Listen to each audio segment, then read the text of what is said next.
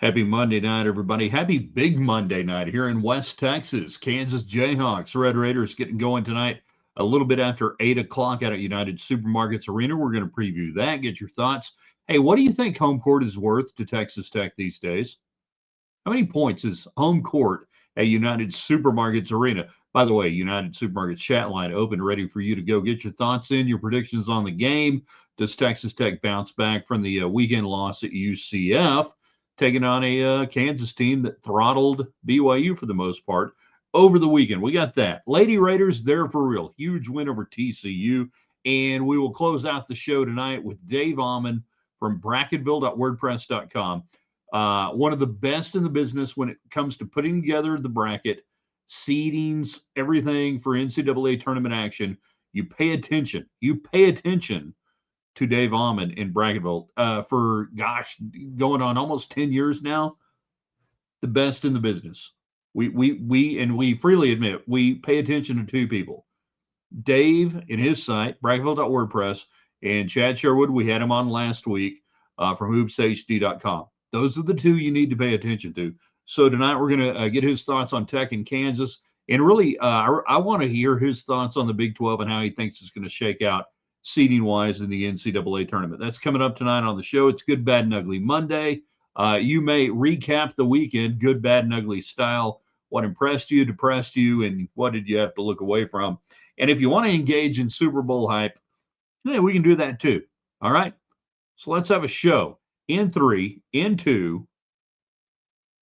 Good evening, West Texans, all you good, fine, friendly folks out there who wish you were. I'm Ryan Hyatt, TheRaiderland.com, coming to tell you from the Hat Creek Interior Studios. You don't have to own a ranch to live like you do. All you need to do is shop at Hat Creek Interiors in Lubbock, 10101 South Slide Road, the showroom. If you're outside the area, they will ship to you the best, the finest in Western-style furniture, accessories, and everything else at Hat Creek Interiors. Also brought to you by McAlpin Chiropractic, the official chiropractor of Raiderland. Went a little hard on the pickleball court. And the pickleball court, yeah, okay. Maybe you just, the weather was good this weekend and you just got out and did too much stuff. I don't know, but Kevin McAlpin can help you feel better fast.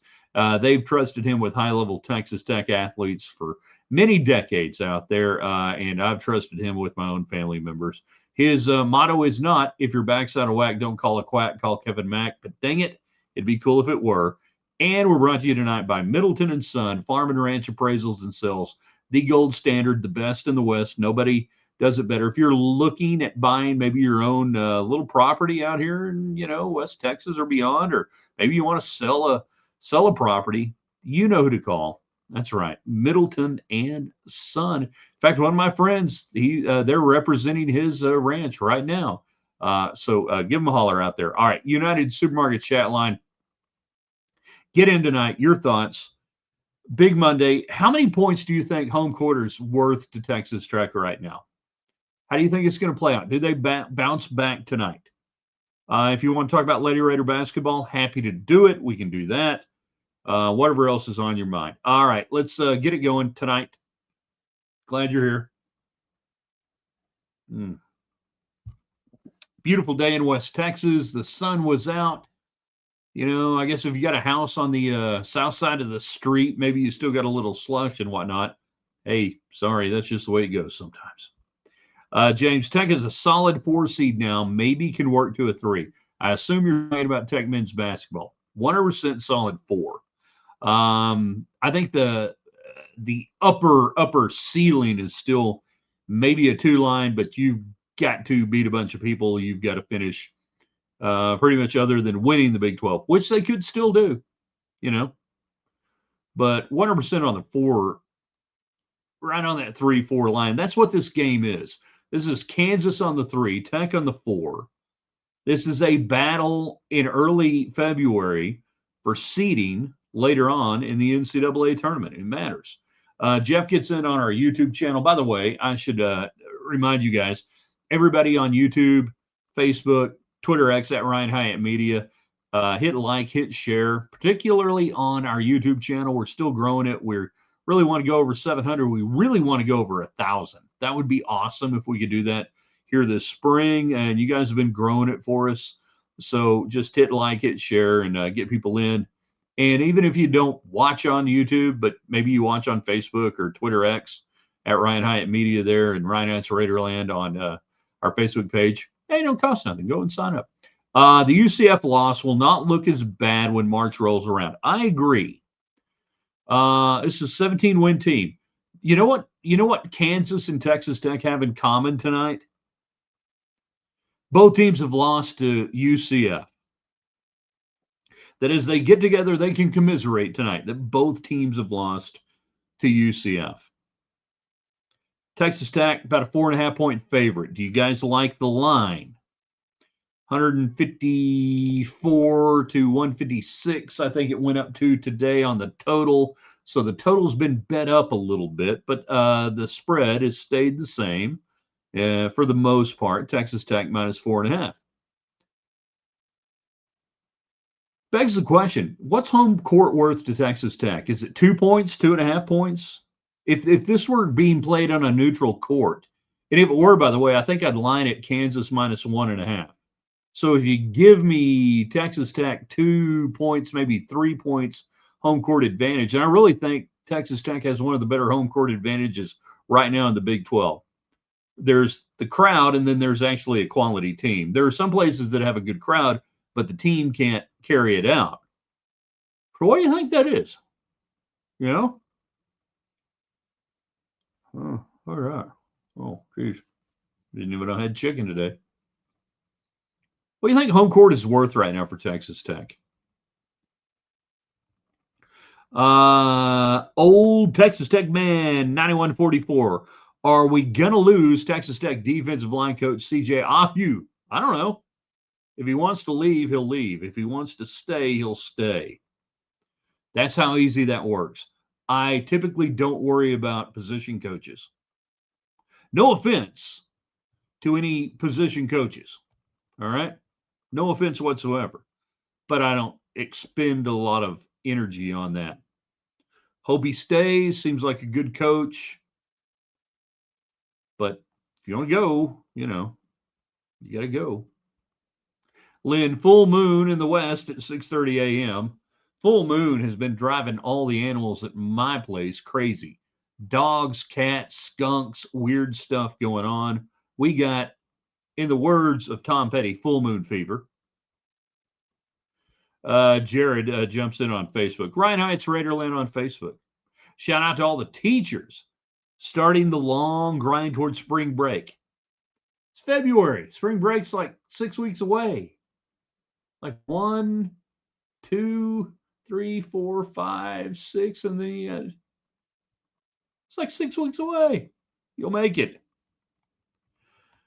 James, does Bracketville have a women's bracket prediction? No, they do not. Student body is worth 4 points, says Lynn. I would not give you 4. I might give you 2.5. I would give Texas Tech home court advantage about 2 points on a given night. On a given night. Certainly not 4. I don't know anybody that would give them 4. Jeff gets in on our Facebook page. 3 to 4 seed, great for Tech. All right, so what's the biggest difference, 3 to 4 seed? So you play Sweet 16, Elite 8, right? I think Texas Tech can be a 3 seed. They need to win this game tonight. I didn't say they have to. I said they need to. They need to win this game tonight to be a 3 seed. If you don't win this game tonight, you got to do a lot of stuff. But this is one of those early February games. You win it. It matters in March. James, the crowd was the 2-point difference in the win for the ladies yesterday.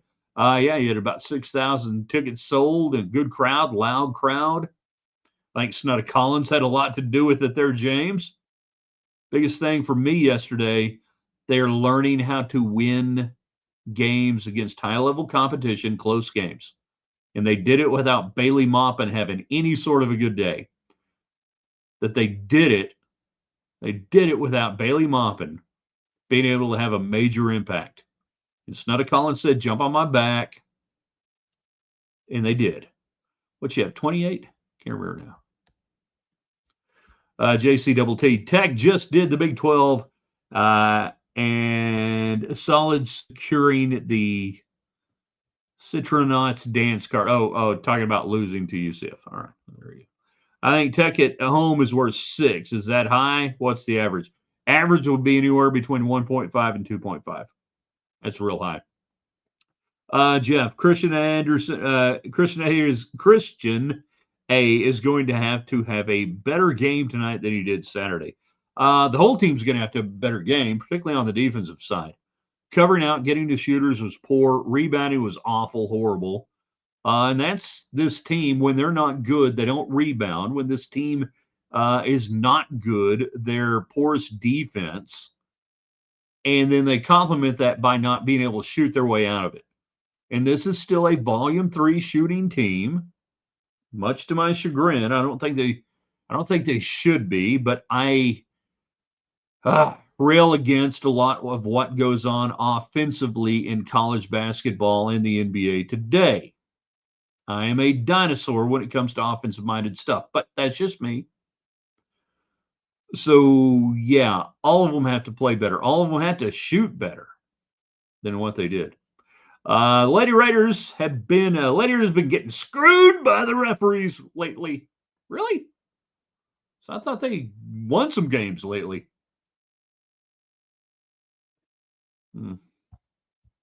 It's just me. They're like 21-3. They didn't get screwed in the 2 of the losses. They didn't rebound. They didn't shoot well. Robert Delgado taking in a doubleheader tonight. UNC Syracuse and Texas Tech and Kansas. I mean, my goodness, it's the old ACC versus the Big East in the late 1990 or 80s or 90 or whatever. What will we want on that one? Ronnie Cycli or Earl the Pearl Monroe, or who do we want on that tonight? If KU loses tonight, will Self be on the hot seat? No, absolutely not. He owns KU. He can do anything he wants. They will never, ever, ever, ever, ever getting back together again, firing him. He will not be on the hot seat. Not at all. Completely not on the hot seat. All right, you guys jump in tonight. Your questions, your comments, your thoughts. Big Monday. How many points is home court worth? Let's start giving some score projections. I'll give you mine here in a second. If you want to talk Lady Raiders, we can. Dave Ommen from Bracketville.wordpress.com going to join us in a little bit. We'll get his thoughts on the matchup. And then really, I'm almost more intrigued on the Big 12 and how he thinks the top seeds will shake out. Will the Big 12 have a number 1 overall seed? And right now, that would probably be Arizona. After that, the 2s, the 3s, how does it play out? What's the pace tonight? Against Houston, you sped up Houston. And Kansas is more similar to Houston than they are to you, that their pace of play is pretty low. They want to grind it out. They want to win with defense. They're not an up-and-down team. You're a more up-and-down team. So what's the pace of play tonight? Do you want to try to speed them up? And I know that sounds really anathematic to what we've seen over the years with Tech and Kansas, that a lot of times you just wanted to turn it into a grinded out defensive game, but that's just what Kansas really likes. So can you make them play a little fast? Are you better off playing fast? You tell me. You tell me tonight. Can you control Darren Peterson? Can you do to Peterson what you did to Kingston Flemings for Houston? Just let Peterson get his points. Go get 40 points tonight. Nobody else scores. We get everybody else into foul trouble, and we go beat you that way. And then there's the Grant McCasland factor, who doesn't lose to Kansas. What was it? 79-50? Last time in Logan, beat them there last year. You tell me. Get your thoughts in real quick. Let's go.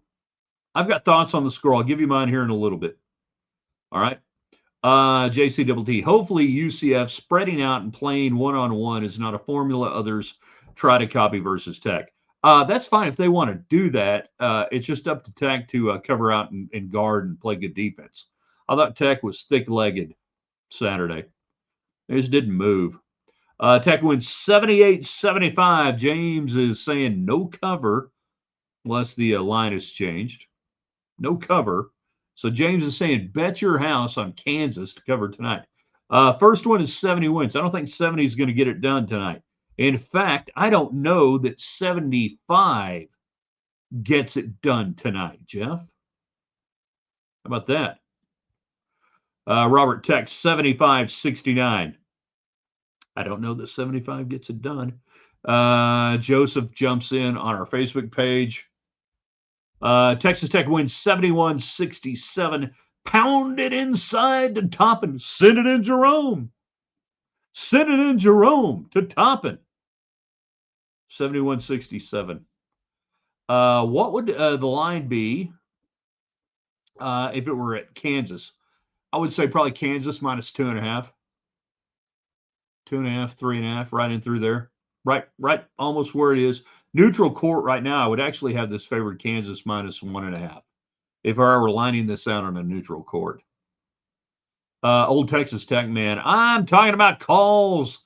Our girls stuffing opponents, clearly getting called for barely touching a player. I don't know. I haven't watched much women's basketball in my lifetime. I'm not really familiar with the product Old Texas Tech, man. So I really probably shouldn't weigh in on that discussion. I don't know much about women's basketball. That's tasty. JCTT 87-77. Well, now we're just getting crazy. I think Grant does his best coaching in big games. Big game Grant has a nice ring to it. So you're saying he's Bob Stoops and he's going to lose to all the bad teams. Oh, I see what it is. 6-point difference. Home and home. Yeah. Almost a 6-point difference between these two teams because they have two of the best home court advantages. That's what I'm saying. If it were a neutral court, I'd probably say Kansas minus 1.5 right now today.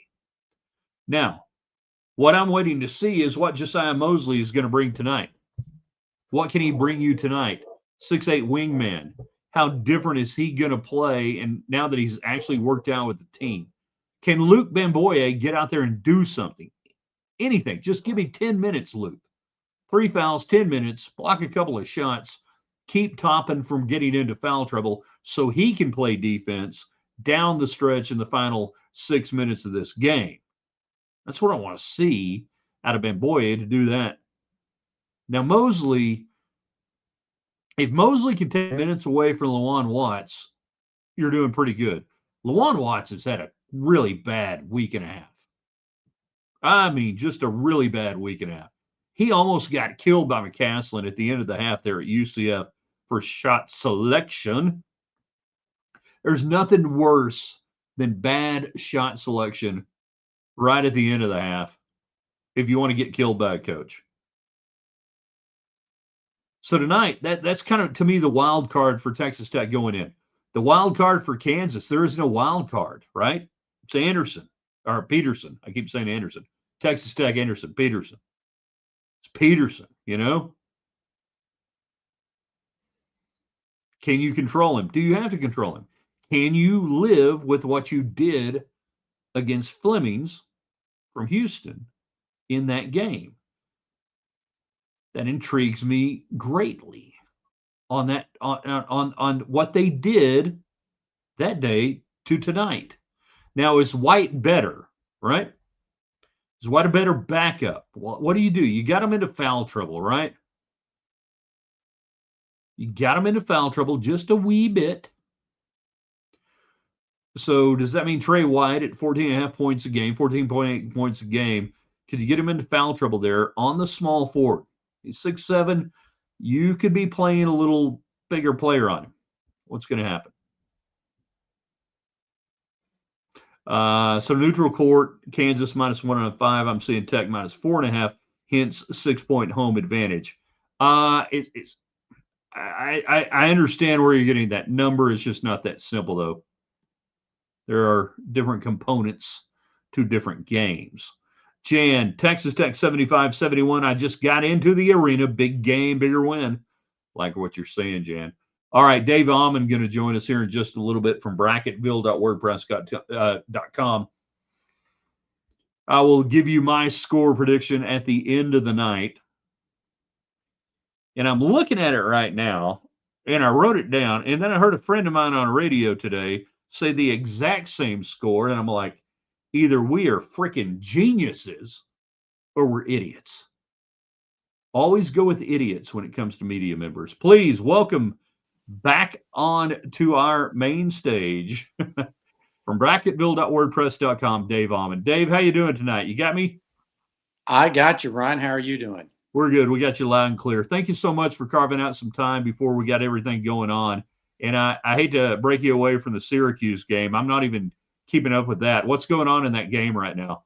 North Carolina is up about 5, couple minutes before half. But there's also, I think, a pretty important game in the Southland down your way tonight with McNeese and Stephen F. Austin. So winner of that one, I believe, gets the AQ in tomorrow's bracket update. So oh, there you go. Yeah, you don't want to mess around with Nacogdoches, Texas, and going down there to McNeese State with the Cowboys. That's some rough stuff going on. East Texas, Southern Louisiana, a weird food conglomeration. I don't even know how to categorize it. I will try not to take too much of your time. We'll start off tonight, and we'll get to the site. And I want you to explain exactly everything you do and how you guys do it. And we've told people for several years, one of the only people we pay attention to is you in Bracketville and now TK. But Tech Kansas tonight. Is it too simple to say this is a pace game, that Kansas might want to grind it down a little bit and Tech might want to speed it up? Or is maybe that really what it is tonight, a battle of will? It will be interesting to see. I mean, obviously, I think both teams would like to get up and down the floor if they can when those opportunities, present themselves. Kansas probably would consider themselves a little bit more of an advantage if it becomes a half court, grind it out, just with some of the size that they present. But, I guess the other real question tonight is how much Darren Peterson do you see? What's his availability? Is he going to play? How many minutes? All those things come into play in a game that really, these are the kind of games at the top of the Big 12. The conference it's always good, but it's really top heavy again this year. But that, top 5 or 6 is really good. And how those teams battle it out against each other will go a long way. And when it comes to a seed line here or there, here in another month. Well, I was going to say, is this too early to say this could be the difference in one of these teams being on a 4 line or a 3 line at the end of the season? That they go back and look at the first days of February and say, all right, you had your shot. Well, it's never comes down to just one game, but, when you're playing all of these, yes, the more high quality quad 1A victories you can have, that can be a differentiator between being a 12 or a 13 on a seed list, which is the difference between a 3 and a 4 seed, or for that matter, the difference between the 16 line and the 17 line, which is the difference between being a protected seed and a 4 and, being a 5 seed. So it all matters a little bit at a time. As we head into tomorrow, obviously Kansas, if you win on the road, it's worth even more. So, a chance for them probably to get to the back end of the 3 line tonight. I think a loss, Kansas stays where they're at, and Texas Tech probably stays right where they are heading into tomorrow by beating Kansas at home tonight. Dave, as we look at Texas Tech right now, and I'm sorry, we're going to be a little hyper tech focused on this one tonight. Their best calling card that they can play right now to the committee, that would be, all right, we're a really good basketball team, and you build off that. What is keeping them up there in that 4 seed range right now?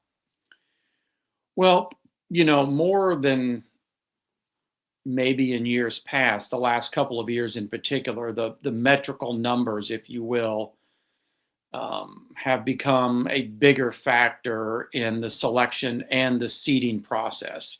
Are we talking, I'm sorry, I'm going to interrupt. Like, we're talking Kim Palm, we're talking Haslamatic, we're talking the ones that are available to everybody now. Yeah, I mean, the committee has access. There's really 6 metrics that are on the team sheet. Now, an individual committee member can, use whatever, they feel like, I suppose. But, the 6 you get on the team sheet are the Kevin Paul, the strength of record, the new one that came in last year that the committee was pretty high on, the wins above bubble. And then, of course, you have the net rating, which is the NCAA's replacement for the old RPI. Yeah. And then there's 3 additional predictive metrics: the BPI from ESPN, KenPom, and then the Bart Torvik T-Rank index. So, when you look at all of those, you kind of get a resume number and a predictive number, and how those fit together, and particularly if they're kind of aligned, you can get kind of an idea about where they're going to start the conversation. And then the nuance, of course, is how well did you play on the road? How strong was your non-conference schedule? Who did you beat? Who did you lose to? Where did you win? Those kinds of things then become the differentiators when you have a group of teams that are somewhat similar. But the numbers right now suggest that Tech's right there along the middle area of a 4 seed, top of the 5 line type of a thing. So in tonight's outcome's probably not going to change that significantly, right, unless somebody wins the game by 25 points, which I don't think we anticipate happening. Agreed. All right, so let's go bigger picture, Big 12. Again, hyper-focused in my world on Big 12. You look around, you go, this league seems pretty good. I grew up on the old Big East or ACC before that, and then Big East in the 80s, and then ACC 9. All right, so we've seen really strong leagues and how they would control bids. But in today's era, will that be the same this year, maybe with the Big 12? Is it hyperinflated because of the top 5 or 6? Where do we look now that? And I think the other thing, this is like 8 questions in one, that I have a hard time coming to grasp with, is the conferences have so many teams in them now that it's not like looking at a 12-team conference anymore. I don't know what the question is there, Dave. You figure it out. Is the Big 12 as good as we think it is up top?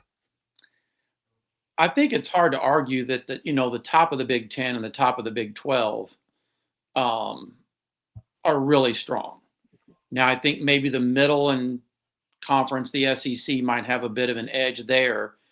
But if you look, for example, at the Big 12, I mean, Arizona's obviously the number 1 overall in most people's brackets right now, if you're looking at it from that standpoint. We know that Iowa State and Houston are really good teams. We know that Kansas and Texas Tech are really good teams. So there you've got 5 that could all be protected seeds, right, on Selection Sunday, which means they'd be in the top 16. And then you've got BYU, who is more than capable of being in the same conversation with that group. And then you kind of have maybe a little bit of a drop off to Central Florida, still a really good basketball team, and a team that looks like they're going to be an NCAA tournament team. So that gives you 7 teams out of the Big 12 that, as we sit here today, I would say probably 6 of them are close to being locks at this point. It's hard to say that a month out for sure, but there's just the odds of what would have to happen for those 6 teams, one of them to not make it. Something significant would have to happen. So assuming Central Florida, at least plays it even from here on in, that's going to give you 7 teams. And then the question becomes, can they get an 8th team? Can an Oklahoma State sneak in? West Virginia's sort of hanging around on the periphery. TCU has some nice wins, but can't seem to get out of its own way. I don't know if Baylor has a run in them or not. It's hard to see them maybe being consistent enough to get that done. So I would say we're looking at a strong 7 from the Big 12. Possibility of getting an 8th team if somebody decides to have a nice run at it here in February. All right, one more day before we get out here tonight. We're talking about the proliferation of 90 teams in a single conference. How has that made your job more difficult on bracketing principals, working with the committee and trying to figure out how do we keep conference teams away from each other and everything else? Because I mean, they obviously have their principles. We try to avoid that, but when you got a team like the Big 12 and a Big 10, that there's a logjam. There's only so many 3s, 4s, and 5s that you can put there. Well, I think in the super conference era, the committee was smart in kind of proactively, for lack of a better way to put it, loosening up some of their former structure about exactly, how soon teams could meet. Right. With the realization that if we're going to have 18 team conferences and we're going to have 16 team conferences, we're going to have there's going to be some years we're going to have more than 8 or 9 teams from a conference potentially get in. Last year it was crazy with the SEC. So, there's still the principles in play, but there are some variations. So, for example, typically when you go to bracket, the top 4 teams from the same conference all have to be in a separate region. When you add a 5th team into that mix, if that happens in the top 16, then obviously somebody's going to have to be in the same bracket. At least 2 of them are going to have to be in the same bracket. Right. So, and that opens up the possibility that but see, now it gets really confusing with, let's say you get the same thing with the Big 10 like we have right now. Yeah, now we got a double. Yeah, I mean, now so then people going, well, why in the world are they in the East region? When, it's like, well, there's a lot of moving parts to make them fit, because at the same time, you're going to try to avoid them. And then the last little caveat with this is to ease that, if a team only plays once during the regular season and does not meet them in the conference tournament. So let's say they only played once.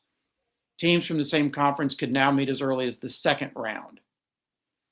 So you could have a situation where a 7 seed could play a 2 seed and both of them be from the Big 12. Now, again, that tries to be avoided if at all possible. But part of the reason for relaxing the rules also was to avoid some of the problems they had in years past, where they would have to alter a team's seed line to make the bracket work due to their principles. And in some cases, it happened more than, one time. In an 8-9 game, I don't know that it really matters, right? But you start getting, the difference between a 7 and an 8 changes your whole dynamic. Completely. Or a 9 to a 10, which half of the bracket that you're in. So you relax that a little bit. It's just kind of the position. And then, of course, BYU is everybody's bracketing favorite. Which days you're going to play. Because you're limited to 2 regions right off the bat. And so off the top of my head, I believe it's the West and the South. Yeah. And then they're limited to half of the first and second round. So thankfully Portland's a Thursday. So, they're likely to end up in Portland just by default, unless of course they're not in the top 4, but the same principle still has to apply. So even if they become a 5 seed, they still got to get plugged in to one of those spots. All right. Tell folks about Bracketville.wordpress.com. I love the fact that you've held on to the domain all these years. What you guys do and how dang good you are at doing it.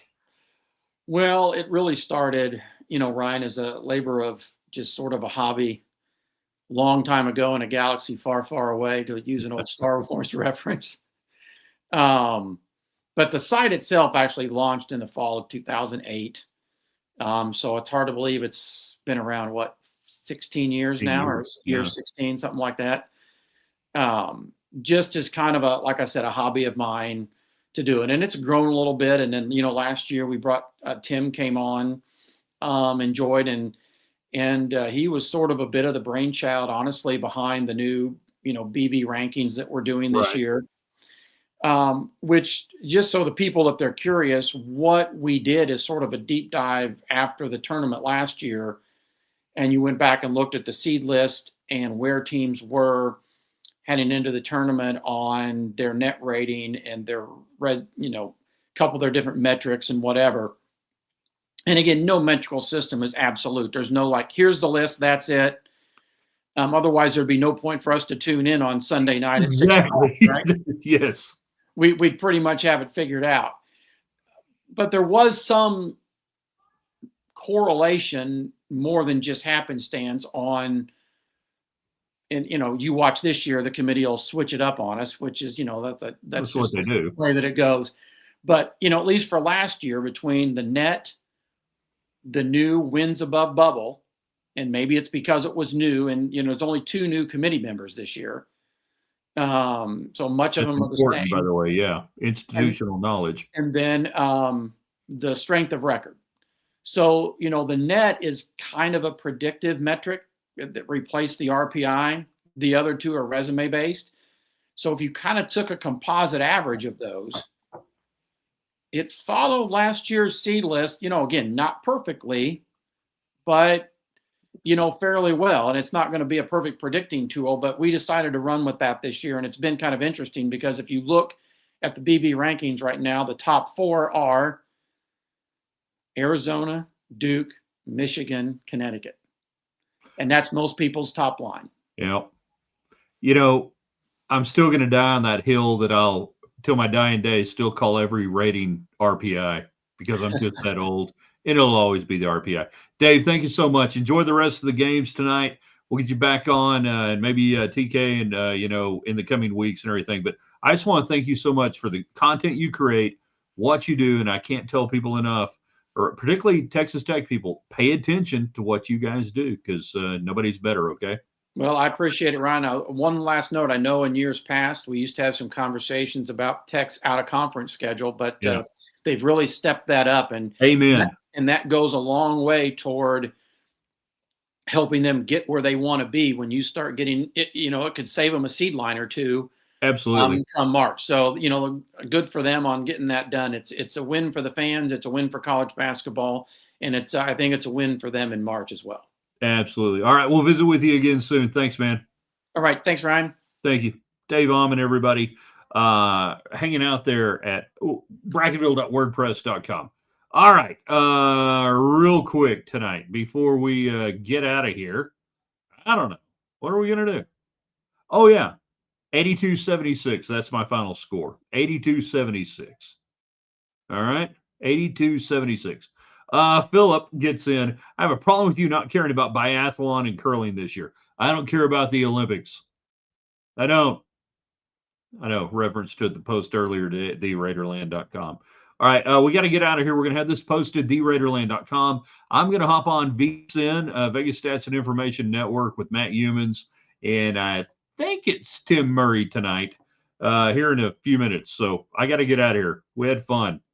See you in a little bit.